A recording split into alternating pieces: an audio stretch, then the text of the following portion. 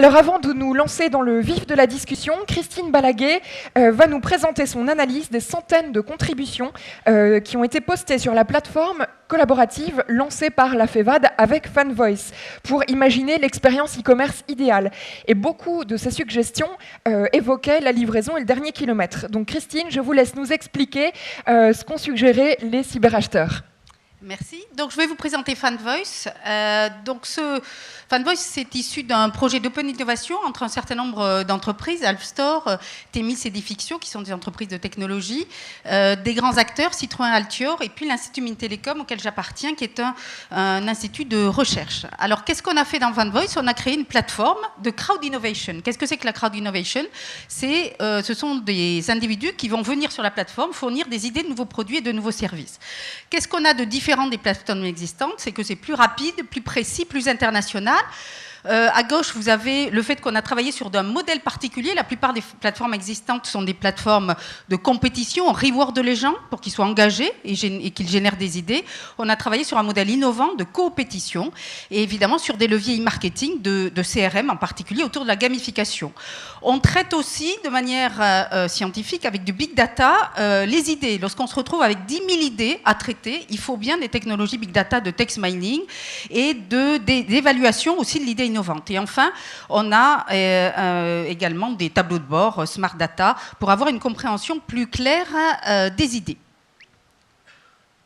Alors, les avantages de cette plateforme, c'est évidemment améliorer l'expérience client, détecter des insights, tester des offres, animer des communautés.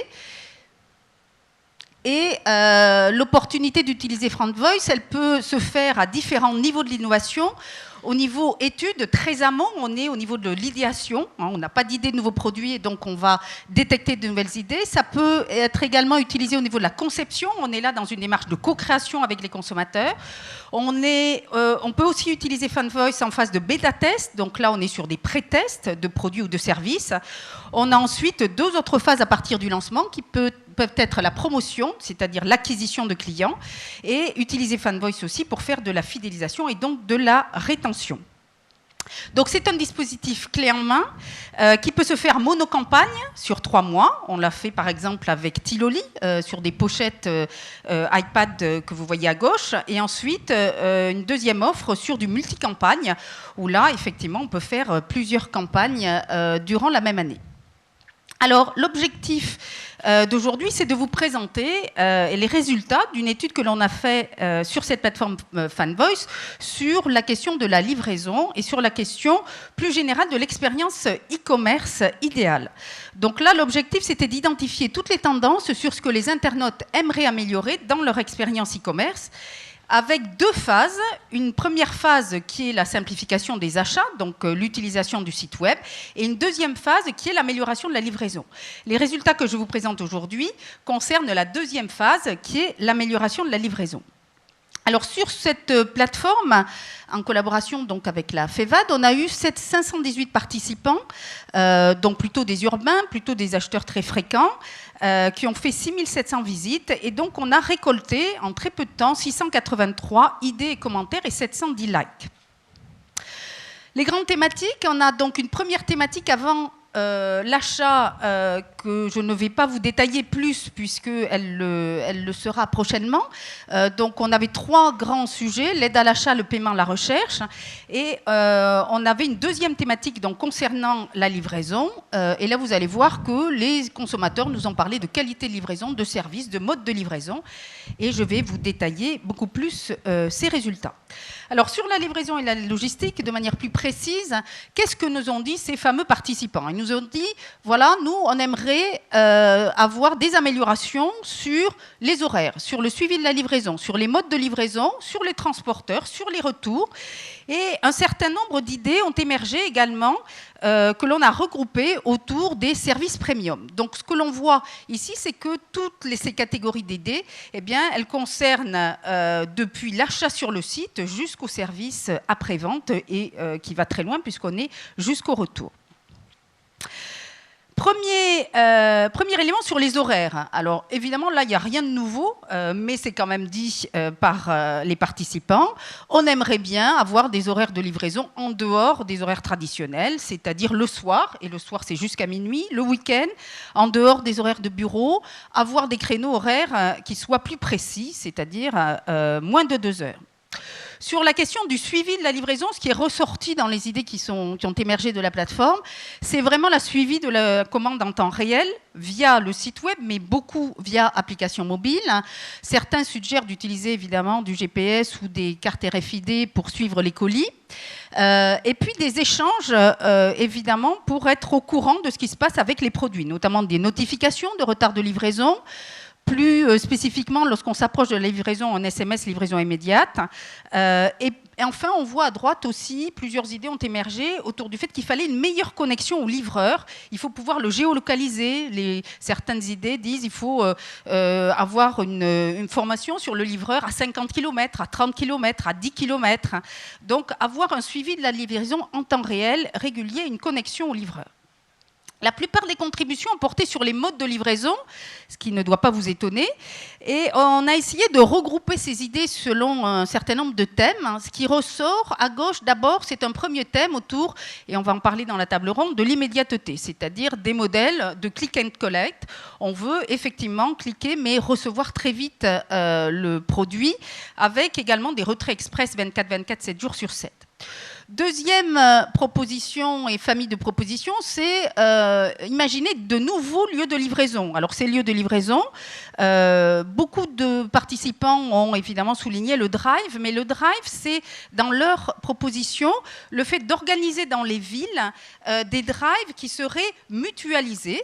Il y a cette idée aussi d'entrepôts mutualisés où les gens pourraient venir chercher leurs colis et leurs livraisons.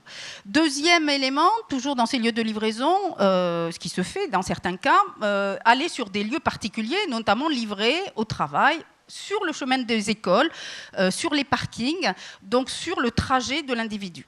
Troisième possibilité, c'est géolocaliser pour retrait en magasin. Ça, c'est quoi? C'est l'idée de dire, je suis dans la journée à un endroit, je me géolocalise, j'ai un magasin qui est proche et le magasin peut, je peux passer dans ce magasin pour retirer mes produits. Et enfin, des casiers, donc des endroits fermés où ces produits sont mis et que je peux aller chercher 24/24, 7 jours sur 7.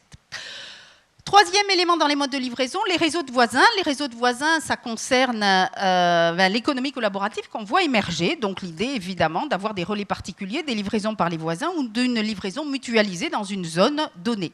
Et enfin, tout ça par des technologies. Donc évidemment, il parle de drones, il parle de robots, d'automates, ce qui permet le 24/24, 7 jours sur 7. Donc ce sont des sujets qui sont évoqués. Autre mode de livraison. Ce qui ressort, c'est, dans les modes de livraison, la question du prix. Donc, beaucoup d'individus ont dit qu'il faut que ça soit gratuit, il faut que ça soit moins cher. Donc, pour que ce soit gratuit, certains proposent évidemment des livraisons gratuites en point de vente. L'idée d'un prix mutualisé dans un immeuble ou dans un quartier, ce qui est évidemment pas nouveau. Et puis, la question des abonnements. Et un gros thème qui est ressorti des idées évoquées autour de la livraison responsable, sous deux aspects. La question de la responsabilité en termes, de durable. Donc là, tout ce qui est pollution, supprimer la livraison de camions, choisir le mode de livraison sur le site selon l'indice de pollution CO2, avoir des vélos, des véhicules électriques. Et puis, deuxième partie autour du biodégradable, notamment sur les sacs plastiques, avoir des emballages recyclables. Donc, un deuxième thème qui est ressorti dans cette livraison responsable.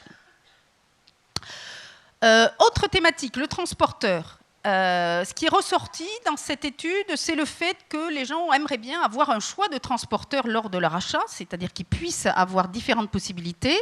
Et sur le transporteur lui-même, plusieurs aspects qui sont intéressants.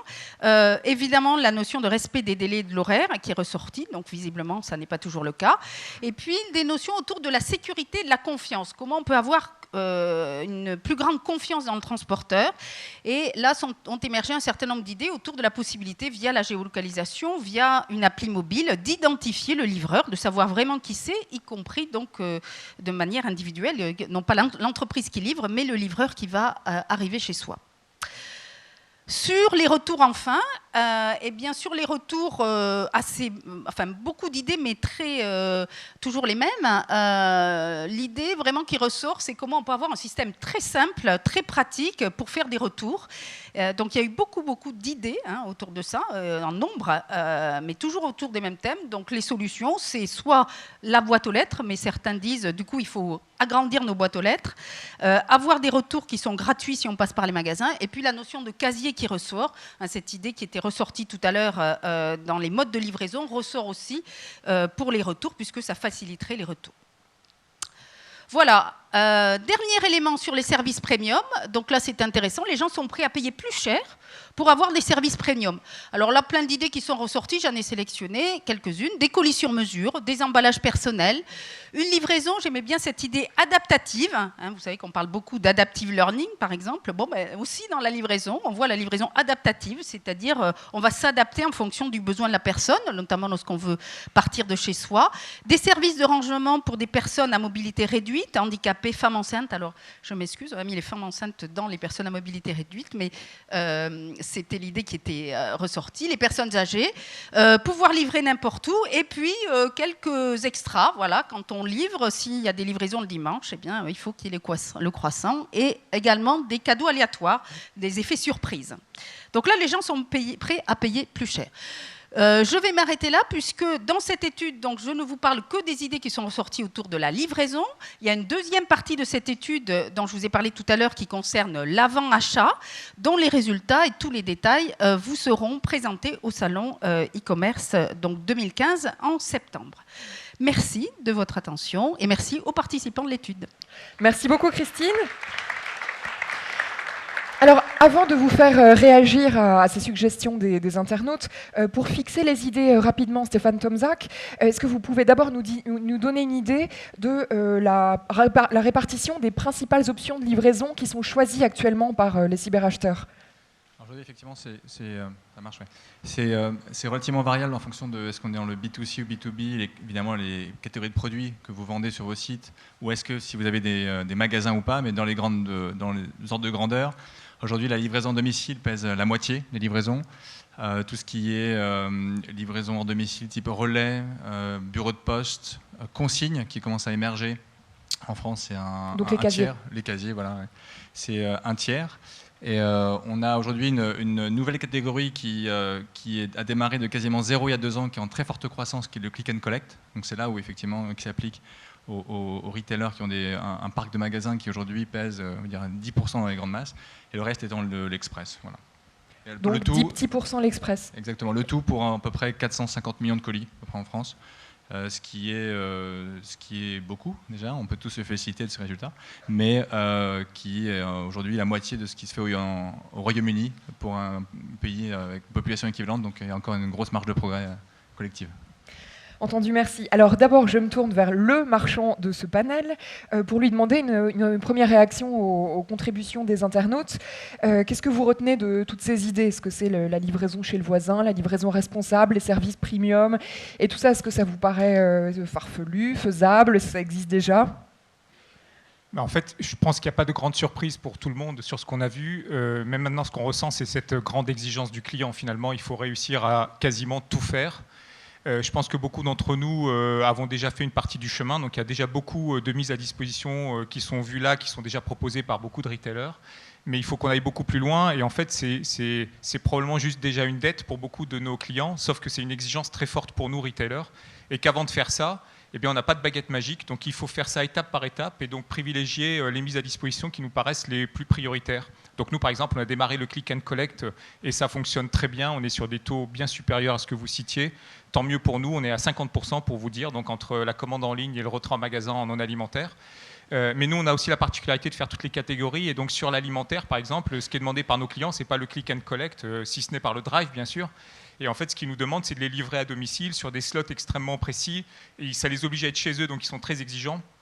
Et là, je comprends toutes les demandes de géolocalisation, de relations avec le livreur, qui sont naturelles, et nous, on doit développer ça. Donc nous, par exemple, par rapport à nos concurrents en livraison à Paris, par exemple, on a fait le choix d'avoir des livreurs qui soient Auchan, alors que nos concurrents ont des prestataires. Et c'est un choix qu'on assume chaque année parce qu'on pense que ça sera différenciant. Et on le voit, c'est une forte attente de nos clients parce que c'est la relation qui se crée à ce moment-là. Et en fait, nos livreurs doivent devenir des ambassadeurs de la marque et ils doivent pouvoir être en relation avec le client. Et c'est ce qu'ils demandent. Donc on doit pouvoir pousser jusqu'au bout ces logiques d'exigence opérationnelle et de relation que nous demande le client. Donc en synthèse, pas beaucoup de surprises, une très forte exigence, une excellence opérationnelle derrière qu'ici on mesure bien mais que le client ne voit pas. Donc ça demandera beaucoup de travail pour être au niveau demandé par le client. Mais je pense qu'on est tous en chemin et de toute façon, il faudra y aller parce que c'est l'attente de nos clients. Alors, ces 2-3 dernières années, on a vu émerger beaucoup de nouvelles solutions de livraison, y compris sur le dernier kilomètre. Reste évidemment à savoir si elles correspondent aux attentes des cyberacheteurs. Stéphane Tomzak, pour vous, qu'est-ce qui vous paraît notable dans ces nouvelles solutions? Qu'est-ce qui émerge? En tout cas, je crois que ce qu'on constate, ce qu'on a pu constater ces dernières années, c'est effectivement une explosion d'innovation sur la partie distribution. C'est vrai que c'était cette partie aval dans toute la chaîne de valeur était relativement restée peu disputée jusqu'à il y a peu. Et donc là, on voit finalement les innovations dans ce segment répondent aux attentes que le consommateur en fait exprime ailleurs dans son acte d'achat. C'est-à-dire qu'il devient cross-canal. Être cross-canal, quand on est cross-canal ou cross-device, on est aussi cross-canal dans son acte d'achat de livraison. C'est-à-dire qu'aujourd'hui, le même client, évidemment, il commande, il se fait livrer en magasin, au bureau de poste, à son domicile, etc. Donc effectivement, aujourd'hui, cette diversité répond à ce besoin-là. Et donc aujourd'hui, les innovations intéressantes, on peut penser à celles qui nous viennent un peu de l'Est, c'est-à-dire de l'Allemagne et de la Pologne avec les consignes. Effectivement, les innovations sont assez attachées à des géographies. Donc voilà, finalement, ces consignes viennent de l'Est. Du Nord nous viennent plutôt effectivement les boîtes à colis connectées ou les coffres de voiture. On a eu l'année dernière ici Volvo qui était venu présenter sa voiture avec son coffre connecté. Donc voilà. Et Audi maintenant en Allemagne. Et Audi exactement en Allemagne, tout à fait. On a du UK, nous viennent effectivement toute cette tendance de fond, cette lame de fond du cross-canal et des États-Unis nous vient plutôt le côté livraison, je dirais, temps réel et automatisation de la livraison avec les drones qui sont encore pour du temps T+2, je dirais, et des livraisons sans, je dirais, driverless en fait, delivery. Voilà, avec peut-être du Google Car, choses comme ça. Et sur les solutions plutôt économie collaborative? Alors, c'est vrai que c'est quelque chose qui est assez... ça, c'est effectivement, on a vu Drive-Out tout à l'heure, et je pense que c'est une très très belle solution qui émerge.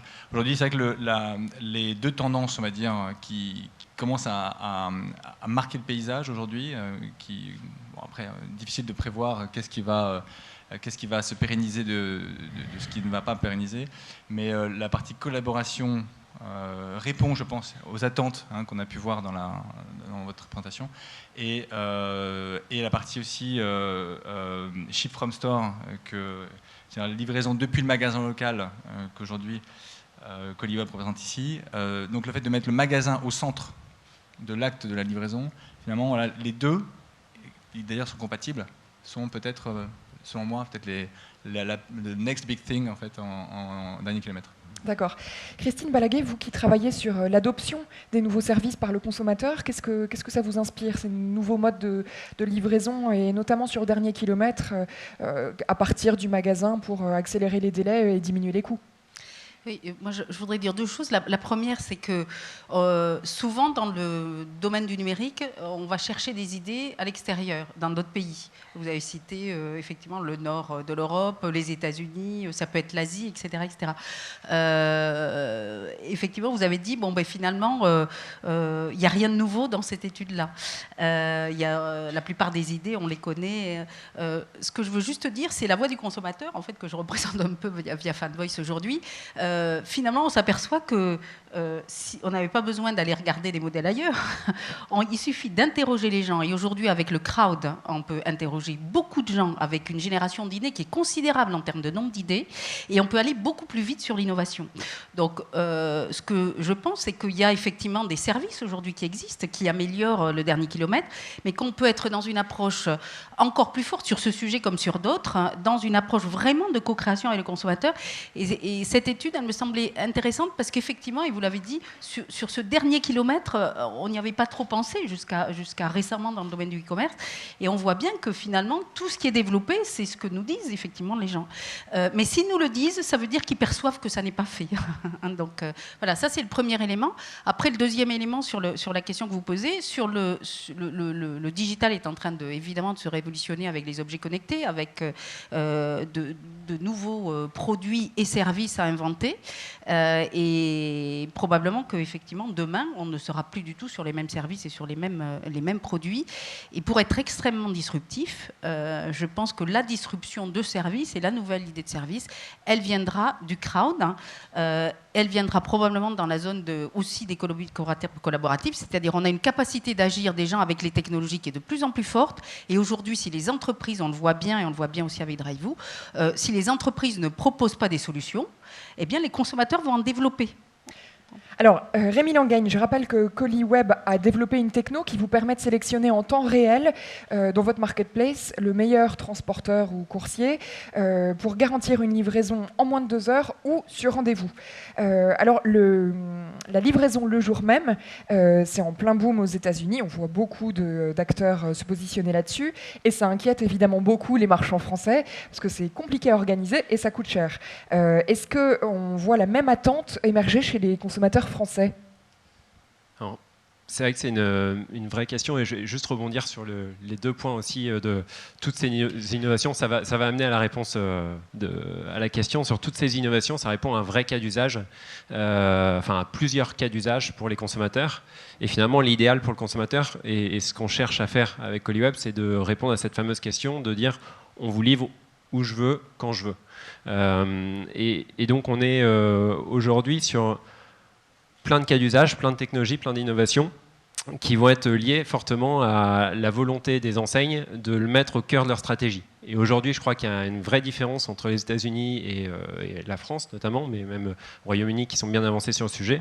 C'est que pour faire fonctionner finalement toutes ces innovations, on a besoin aussi de l'appui des enseignes qui le mettent au cœur de leur marketing, de leur communication, de leur stratégie, de leur chaîne de valeur, et de puis voir la livraison comme une simple brique logistique, comme on le voit depuis culturellement, comme quelque chose en bout de chaîne qu'on traitera à la fin et qui aujourd'hui, si on ne le traite pas au cœur dès le début des discussions stratégiques et des choix stratégiques pour les enseignes, on n'arrivera pas à faire fonctionner ces innovations. Autrement dit, pour l'instant, les marchands ne sont pas encore organisés pour absorber l'accroissement des volumes qui arrivera et les nouveaux modes logistiques, notamment via le magasin. Donc, pour répondre clairement à la question, ça fonctionne quand on market bien la chose, quand on le met dans un vrai cas d'usage client, parce que finalement on améliore l'expérience client quand on permet aux consommateurs d'acheter, par exemple sur Darty son ventilateur en période de canicule et se le faire livrer en 36 minutes après son achat. Donc là c'est un vrai côté magique, un vrai côté waouh pour le consommateur. Et si on voit ça comme une simple brique logistique dans le tunnel d'achat, ça reste assez téméraire. Et donc aujourd'hui, on est sur un marché qui n'est pas encore explosif en France par rapport à ce qu'on peut voir et lire dans tous les papiers. Maintenant, ça se bouge vraiment par l'impact justement des enseignes, des retailers qui, certains prennent... c'est un jeu d'accélération d'aller le plus vite possible pour tester et mettre en application ces schémas-là. Donc ça reste assez mitigé et si on câble bien le cas d'usage et le cas client qu'on souhaite, aujourd'hui, le Ship from Store, il peut fonctionner. Daniel Malou, vous travaillez sur quoi actuellement en matière de livraison et de dernier kilomètre? En fait, comme je le disais tout à l'heure, nous on essaye au maximum de faire venir nos clients dans nos magasins. D'abord parce que pour notre modèle économique, c'est quand même beaucoup plus intelligent, parce que ça remet du trafic dans le magasin et les clients rachètent en plus, on le voit, on le mesure. Et puis parce que le dernier kilomètre, tout ce qu'on a vu là va quand même coûter cher et donc on doit trouver des modèles économiques propres au canal e-commerce. Donc dans les 2 cas, c'est gagnant pour nous. Et en fait, on se rend compte que nos clients choisissent ça. Je le rappelle, un client sur 2 retire en magasin. Je voudrais raconter une anecdote rapide parce que ça va dans le sens d'écouter les clients. Nous, avec 80 personnes de Auchan e-commerce, on allait faire une journée chez l'habitant. Donc chez l'habitant, c'est chez l'habitant. Et donc moi j'étais au centre-ville de Tourcoing avec une cliente historique d'Auchan, 45 ans, 3 enfants. Et en fait elle m'a dit un truc génial, elle m'a dit « Moi je suis ravi que vous ayez créé ce service de click and collect parce que en un coup je retire mon colis non alimentaire et je fais mes courses alimentaires ». Et donc, en fait, on lui apporte un vrai service. Et donc, en fait, développer ça, c'est un vrai service complémentaire. Et en même temps, ça répond à des modèles économiques qui sont gagnants pour l'hyper et pour le web. Maintenant, je pense que jusqu'à maintenant, nous vendions essentiellement des produits.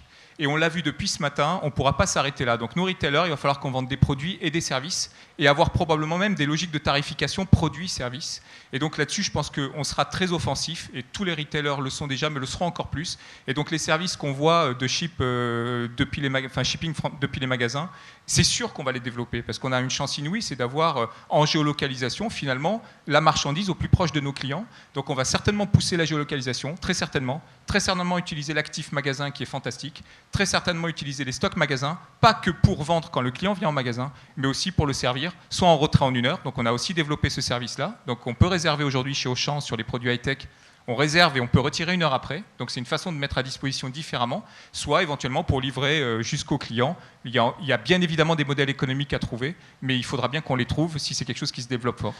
Justement, puisqu'on parle de modèles économiques, vous regardez les abonnements annuels d'Amazon Fresh ou mensuels de Ocado au UK ? Oui, donc on est bien dans cette logique de service. Et en fait, donc on regarde ça, c'est une façon de fidéliser le client. Donc Amazon Fresh, ça fonctionne par abonnement. De mémoire, je crois que c'est $299 à l'année. Je crois que pour la France, c'est beaucoup trop cher. Moi, je pense, enfin, on ne l'a pas essayé, mais on pense que c'est trop cher. Par contre, j'ai vu un truc génial en Angleterre, c'est Ocado qui a un abonnement mensuel. Je trouve que là, on est dans l'agilité que les Français demandent. On est sur quelque chose qui, du coup, devient très accessible vu du client. Et donc, on peut rentrer dans des logiques d'abonnement mensuel. Et c'est une autre façon de capter le client et de le garder en fidélisation. C'est pour l'alimentaire que je dis ça, parce qu'on a des achats fréquents. Je ne sais pas si on le ferait sur du non-alimentaire où les achats sont beaucoup moins fréquents. Mais en alimentaire, il faut qu'on réinvente les logiques de service pour redévelopper une offre plus large, magasin, web drive et web livraison à domicile. Rémi ? Ouais, en complément sur cette façon de calculer un peu le ROI et de voir ces façons de mieux vendre, il y a aussi la possibilité, quand on s'intègre à travers le magasin et le web, de vendre sur la rupture de stock, par exemple. C'est quelque chose qui est très peu développé en France, mais c'est de pouvoir dire j'ai pas le stock dans le magasin et je souhaite acheter l'iPhone coque bleu, il se situe dans un stock dans un autre magasin de la ville ou de l'agglomération, de pouvoir avoir l'instantanéité de l'achat grâce à de la livraison très rapide et de vendre quand même, conclure la vente en rupture de stock. Ça, c'est un des points et il y en a bien d'autres aussi pour augmenter le panier d'achat, que ce soit en magasin aussi. Effectivement, on voit beaucoup, aux États-Unis où ça fait 2 ans que le click and collect, ça y est, c'est déployé. Maintenant, le grand truc des enseignes, c'est de dire comment est-ce que j'organise pour une commande en ligne, qu'elle soit passée effectivement en ligne ou sur une rupture de stock magasin, comment je la fais venir d'un autre magasin. Et d'ailleurs, Coliweb fait du réapprovisionnement entre magasins ou entre centres, Noroto, etc. Est-ce que c'est une évolution que vous voyez aussi en France ? Les enseignes commencent à se réorganiser pour livrer depuis les magasins ? Pour répondre là-dessus, c'est vrai que c'est un vrai sujet et là on parle de dernier kilomètre et c'est après un vrai sujet en termes d'organisation de transport. Aujourd'hui, 1/3 des flux du trafic dans une ville, c'est lié au transport de marchandises. Donc aussi, c'est un vrai sujet et nous on répond aussi à ce besoin-là grâce à la technologie pour mieux organiser le transport et donc pour être très flexible et performant en termes de prix pour du réapprovisionnement intermagasin. Et moi, ce à quoi je crois beaucoup, et on a parlé, il y avait une ligne dans l'étude, c'est tout ce qui est stock mutualisé, soit à partir directement du stock fournisseur, soit à partir d'un stock mutualisé urbain ou périurbain, croisé à travers plusieurs marchands finalement, pour du réappro-boutique, pour du drive ou pour de la livraison jour même. Oui, effectivement, il y a plusieurs contributeurs là sur Fanvoice qui imaginaient en pleine ville, éventuellement un pour 2 arrondissements, par exemple à Paris. Et il y a des projets qui existent comme ça déjà dans des villes à Lyon, à Lille, peut-être à La Rochelle. À Lyon, ils sont pas mal avancés. À Lille, on a le projet CMDU, par exemple, porté par la CCI de Lille. Après, on a des entreprises aussi plus start-up comme Oxipio ou Vers chez vous aussi qui apportent des modèles et qui trouvent des solutions en fait, justement pour mutualiser les stocks et avoir aussi une distribution au plus près green. De l'acheteur et à la fois pour faire du drive et pour faire de l'approvisionnement plus rapide en livraison domicile ou des magasins. Tout à fait. Et c'est aussi utilisé pour la reverse logistique. Après, là, on a 40 minutes, mais c'est aussi un vrai sujet, parce que c'est encore dans le but de fidéliser son client. Si on vient avoir ce retour qui est facilitant pour le client, pour le consommateur, et qu'on a pour du SAV, c'est aussi utilisé dans ces flux-là. Daniel Malou, vous en pensez quoi de cette idée de plateforme urbaine en centre-ville ? mutualisé entre marchands ou aussi pour les fournisseurs pour faire un espèce de dropshipping très local? Ben, sincèrement, à chaud, je ne vois pas trop ce qu'on amène de nouveau par rapport à ce qu'amènent des gens comme Mondial Relais, par exemple. Donc, j'ai peut-être pas du tout comprendre. De la place, peut-être pour les encombrants? Alors, il peut y avoir ça dans le centre-ville des grandes villes. Donc, Ouais. on est bien ciblé du coup pour le centre-ville des grandes villes. Maintenant, il faut quand même trouver la place pour bien gérer les encombrants au centre-ville des grandes villes. Donc, c'est pas évident. Donc voilà, je ne percute pas complètement sur l'idée. Je pense qu'au contraire, nous, ce qu'on doit développer, c'est un maximum de partenariats avec des gens comme Mondial Relais, travailler les encombrants au mieux, effectivement, et puis utiliser chacun nos actifs magasins là où ils sont, parce que c'est, à mon avis, la meilleure plateforme pour nos clients. Alors, on voit qu'il y a de nouveaux acteurs qui se préoccupent de livraison, des startups, des géants du web, des retailers eux-mêmes. Il y a Auchan, évidemment, on a le cas d'Amazon qui développe sa propre flotte, qui investit dans colis privés. Mais les acteurs traditionnels du transport et de la livraison aussi innovent. Stéphane, là-dessus, vous pouvez nous donner quelques exemples, peut-être Colipost, Chronopost, de choses assez nouvelles? Ah, bien sûr, c'est ça qu'il ne faut pas croire que c'est que les startups qui innovent. Hein. Bien sûr, les grands groupes aussi investissent lourdement. Innovation très intéressante, tu parlais de reverse, de Colipost notamment, le fait de pouvoir retourner son colis depuis sa boîte aux lettres. Je trouve l'idée absolument géniale. Tellement géniale qu'elle existe depuis hyper longtemps aux États-Unis, mais je pense que d'un point de vue opérationnel, il fallait la mettre en musique, et je pense que c'est vraiment hyper intéressant pour tous les marchands et les clients surtout. Et notamment aussi, une des idées de Fanvoy, c'était d'avoir de la prédictabilité sur le moment où arrive la livraison. C'est fait aussi, et ça vient du UK avec des PD appliqués en France par Chronopost et Colipost. Ça s'appelle Predict, de pouvoir avoir un fenêtre de tir très petit, en fait, donc c'est pas mal.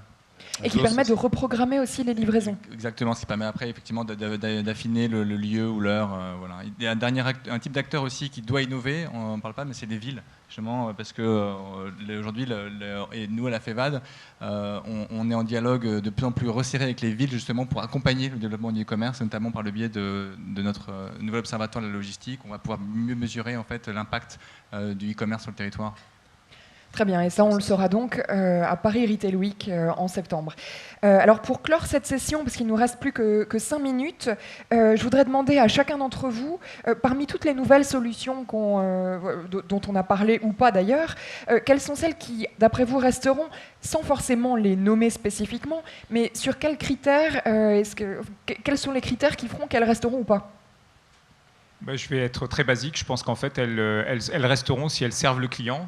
Donc on a vu les attentes, on les voit bien, elles sont dites expressément, elles sont finalement simples à comprendre, plus compliquées à mettre en œuvre, et elles resteront si on trouve les modèles économiques. Parce qu'à un moment donné, quand même, il y aura cette question qui se posera. Donc, il faudra trouver la réponse aux attentes des clients avec des modèles économiques. Et après, il faudra être vigilant parce que moi, je regarde beaucoup, par exemple, le modèle Instacart aux États-Unis. C'est un modèle, c'est notre Uber à nous, dans le monde du retail alimentaire. Et ça peut être très disruptif dans des modèles qui peuvent aller chercher de la valeur différemment. C'est-à-dire que nous, on cherche de la valeur dans nos modèles classiques, mais s'ils vont chercher de la valeur différemment, ils peuvent amener quelque chose de à forte valeur ajoutée pour le client, disruptif pour nous, et recréer de la valeur ailleurs. Donc, pour notre modèle à nous, il faut que ça réponde aux clients et que ça réponde à nos éléments économiques tels que nous les développons aujourd'hui. Mais il faudra être très vigilant sur des modèles disruptifs comme Instacart, qui peuvent faire un peu comme Amazon ou autre, c'est-à-dire recréer de la valeur autrement et du coup nous reposer des vraies questions en ce qui nous concerne. Mais résoudre en grande partie l'équation du coût du dernier kilomètre. Absolument.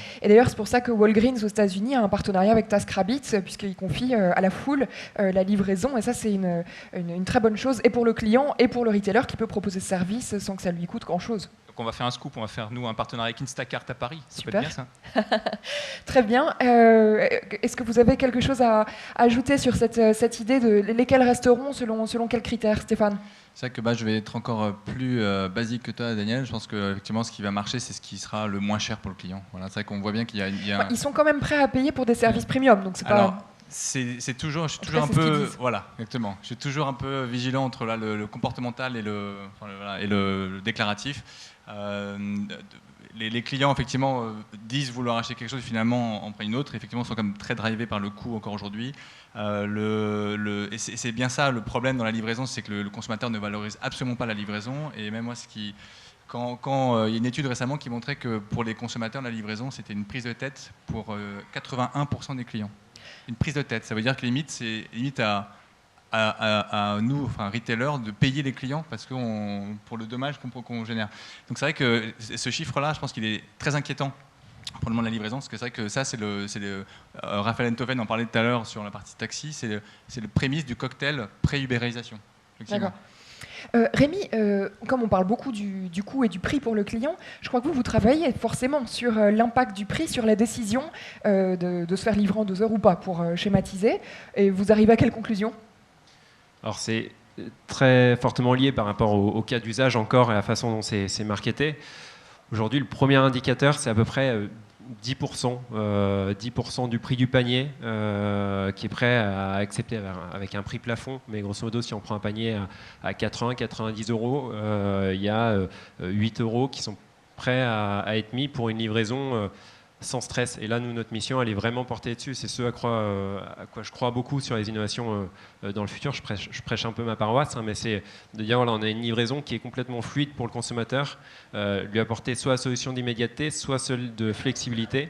Et ce qu'on a mis en place là depuis peu, c'est celle de la possibilité de pouvoir changer son lieu ou sa date de livraison jusqu'au dernier moment dans sa livraison pour le consommateur à travers un lien dans un SMS. Et ça marche finalement beaucoup. Et je crois et là-dessus, on n'est plus dans le prix seulement, on est vraiment dans le service et dans le confort qu'on apporte. Donc je pense que ça va encore évoluer sur ces notions de prix. Aujourd'hui, ce qu'on s'aperçoit, c'est à peu près 10% par rapport au panier. D'accord, donc plus de 10% du panier, c'est trop cher, et en dessous, c'est acceptable. Sachant que ça dépend beaucoup du cas d'usage aussi. Bien sûr. Et dernière chose, on n'a pas parlé d'écologie, mais on voit que ça fait partie des demandes de plus en plus des cyberacheteurs qui s'en soucient. Et avec l'accroissement des volumes, ça va aussi devenir de plus en plus nécessaire, y compris pour des questions de coût, d'optimiser les flux, de mutualiser, de massifier, etc. Rémi, je crois que vous, c'est une des questions que vous vous posez chez Colliweb. Vous avez mis en place un centre de R&D là-dessus. De quelle façon est-ce que finalement la technologie peut aider à anticiper ça? C'est un partenariat qu'on a, et là on vient de re-signer 15 mois de contrat avec l'INRIA, un laboratoire de recherche, donc sur toute la connexion, et là on est porté sur des modèles un peu comme Uberpool, donc de pouvoir à la fois mutualiser, il y a l'aspect green et d'avoir du transport propre dans les villes, qui va être de plus en plus développé, mais aujourd'hui c'est pas forcément l'attente des consommateurs, enfin dans ce qu'on ressent du moins. Donc il y a l'aspect transport propre, mais nous on le combine vraiment avec un aspect de mutualisation et de flux de trafic. Et là, on rejoint vraiment le positionnement de Smart Cities. Et donc, au niveau de la ville, si on se projette dans 5-10 ans, on est obligé. Et au Royaume-Uni, aujourd'hui, ils n'ont pas suffisamment d'offres de transport pour répondre à la demande. Donc, il y a vraiment des optiques de mutualisation et pas seulement dans le transport propre quand on parle écologie. Donc voilà, c'est ces schémas de R&D qu'on intègre grâce à la technologie, à la géolocalisation et autres. Entendu. Eh bien, écoutez, merci beaucoup à tous les quatre.